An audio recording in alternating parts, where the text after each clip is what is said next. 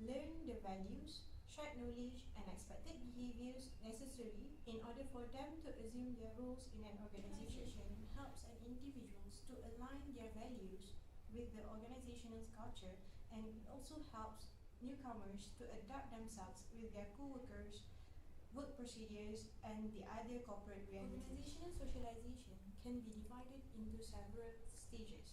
The first stage is the pre-employment socialization. This stage encompasses of the process of learning and adjustment before the first day of the work begins.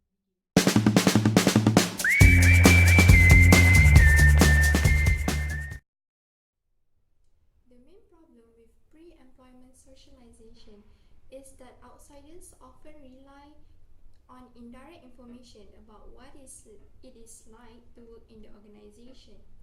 This information is often distorted by inherent conflicts during the mating dance between employers and the applicant.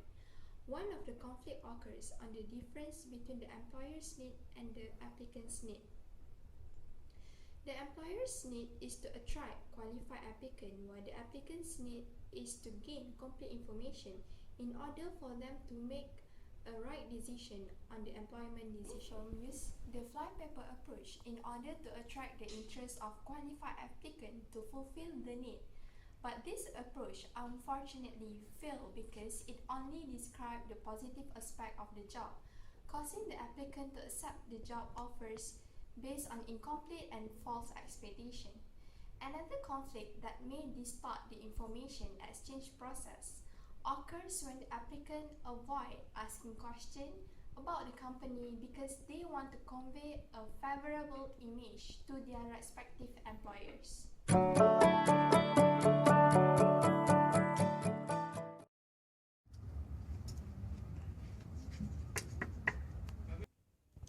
Come in. Assalamualaikum. Good afternoon, sir. Waalaikumsalam. Yes, please sit down. Thank you. So, you're here for the interview for the position of sales executive. Yes, I am here for that. Aida Fatmi binti Muhammad Zamri. Please tell me more about yourself. Thank you for the opportunity, sir. First of all, my name is Aida Fatmi binti Muhammad Zamri. I was born in the state of Kelantan, but I was brought up in Klang Selangor. I have a degree in the Bachelor of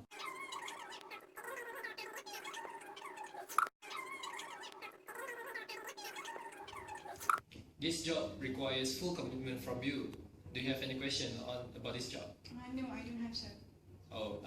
Can you start on Monday then? Yes, I can. Okay. I'll see you then. Okay, thank you, sir. For the employer, conflict may arise during the process of exchanging information in the pre-employment socialization stage when the applicant decided to hide any negative information, act out of character, and create false overview over their past accomplishments and achievements in order for them to be employed by the employer. Employer might be reluctant to ask a few questions that might offend the applicant because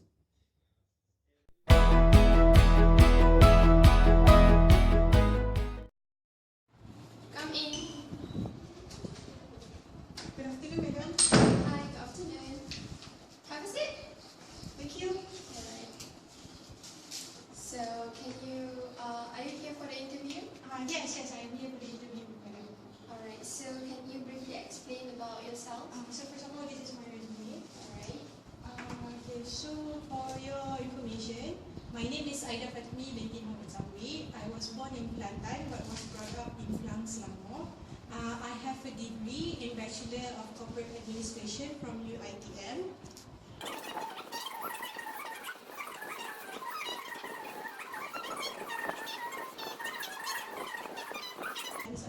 Okay, so can you describe 3 words about yourself, your strengths? Okay, so 3 words to describe myself and my strength is that I am dedicated, hardworking, and reliable. Okay, then you are hired. Can you start on Monday? Yes, I can start on Monday. Alright, see you on Monday. Thank you, madam.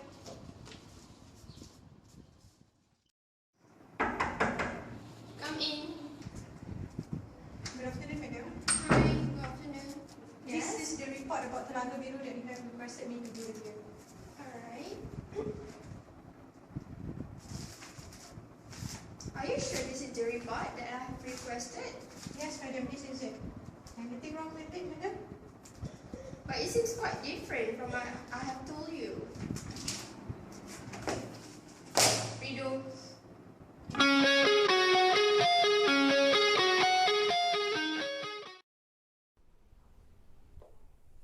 Organization culture consists of the values and assumptions shared within an organization. It defines what is important and unimportant to the organization and consequently direct everyone in the organization towards the right way of doing things. The first condition that can weaken an organization's dominant organization culture is when the employer fails to introduce culturally consistent rewards. Reward system has a powerful effect on strengthening or reshaping an organizational culture. It helps the employees to feel more motivated and committed in achieving a certain goal or objective of the organization, since they know that they are going to be rewarded accordingly by achieving those objectives or goals. Without a proper reward system, employees will be demotivated and less committed in aligning their values with the one that the organization possesses, since there is no motivator available that may stimulate their motivation to work forward towards the values set by the organization. That do not practice the same values as the one practiced by the organization may also weaken the organization's dominant culture. As what has been discussed earlier in this video, organizational culture consists of the same values and assumptions that are being shared by all members of the organization. By hiring an applicants that do not possess the same values as the one that is practiced by the organizations may makes it difficult for the applicants to adapt himself and to follow the organization's culture in his day-to-day work. The third condition that may weaken an organization's culture is the internal competition within the organization that occurs between the employees. Competitiveness in nature is a good trait for any individuals to possess, as it helps people to perform better and to put more effort in the things that they do to strive for excellence to rise above everyone else. However, an extreme internal competition within an organization may weaken the organization's culture. This is because the employees will start to put more interest in their own personal objectives rather than achieving the objectives of the organization.